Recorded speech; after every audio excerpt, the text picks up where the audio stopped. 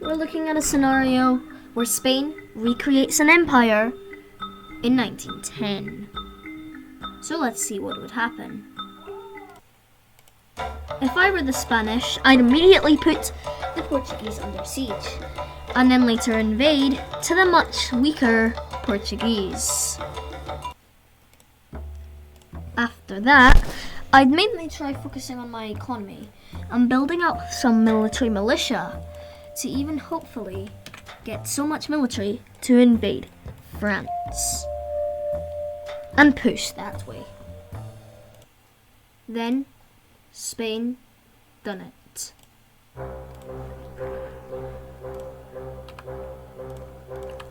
The declaration of war began something brutal. Spain began moving troops south and began invading. They blocked in the sea and began going up the coast, and then a full-scale invasion took place, and France took guard. The beginning of the First French-Spanish War began. It was pretty hard, but the first couple fronts were kind of just stalemate. But the French, believe it or not, were making progress and had begun pushing back the Spanish. Meanwhile, the push began. The Spanish made a final stance against the French on the left front, and battles raged on. A battle in the middle front opened a Spanish victory, but the French didn't give up, and the French were being pushed back. No, the other way. It looked bad, so they began funding reinforcements in to the French war. And they sent troops to guard Madrid in case of a big chaotic scene, and then the French built up reinforcements and began doing a push raid into the Spanish lines while leaving reinforcements for a battle. Spain immediately decided to call up new men and began enlisting a new army from Madrid back to France. Meanwhile, the Spanish had to fall back down a little bit as the French started to pull in on all sides the Spanish attack. They even started doing naval skirmishes as the Madrid Navy faced off against the Parisian Navy, most of the time leaving a Spanish loss and forcing them to retreat back to Madrid. But that wasn't just naval battles. It was coming to a Spanish victory when they got pushed back and were sent running as reinforcements came flooding in.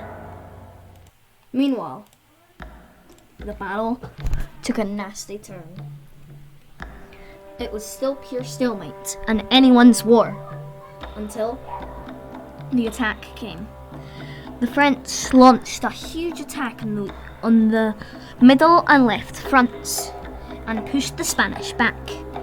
They then moved troops around to do another counter-attack on another front, and they began doing a massive closing on the Spaniards, but they trained and they fought back. In the middle and east attacks, when the French launched a raid, the Spanish held defensive lines and charged, obliterating the French forces and even knocking one out. They had to move to defense across the countryside. The Spanish spread out in groups and began fighting armies separately, pulling in new ones to fight as they kept one on the defense and one on Madrid. So it was a raging battle, and one of the French forces were even defeated in a battle and were forced to run away. With this, the new Spanish Empire decided to move some troops west, to occupy Portugal off over some British counter-sponsored rebellion. Meanwhile, fighting raged in the French war. Spain had to send reinforcements to go fight in Portugal, leaving an only open four-front war. Meanwhile, the French had doubled their size while doing this and had successfully caught up and pushed back the 4th Spanish army on the flank with the 4th National France. Then Spain made a great attack and pushed on all fronts up as the French moved troops into Italy, and Spain let them leave and continued pushing north. For Spain, it was great because now they were weaker. The French troops went through some other countries, Austria and Germany, and were brought back to the front lines, but would be severely damaged. And when France fell, it wouldn't even be that hard for the Spanish when they encircled them. They would surrender. Another close in, the others would attempt to escape and make a flank in Madrid. But quick movements across the French coast and Spanish coast stopped them from ever landing, and they had to surrender. The Spanish occupied Paris and parts of Spain, while staying in Madrid and Barcelona, unable to send troops down to the south, but occupy northern Portugal. Spain was put under deep isolation. No one wanted to go anywhere near the country, as they had a fierce military presence of 7 different armies, each with 2 separate divisions. No one wanted to touch them. So, when the Spanish made a new army in France and sent it to go occupy the island of Corsica, the Italians immediately prepped up armed forces in Sardinia. But you can't see them, which is sad. Anyways, Spain decided that they just let low, but would still remain a strong power in Europe.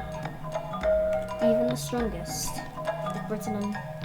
Wait, I was going to say Britain and France. Still, they just waited out the rest until they invaded Italy. But there's no troops saving, so they basically breezed through by landing on Sardinia and then sending troops from Corsica and sending previously occupied French troops, and particularly breezed through the north until diverting some troops south and simply breezing through the south. It was simple. They moved one troop south to occupy Milan and another to go back to its French position. With this, Spain created an empire. And guess what?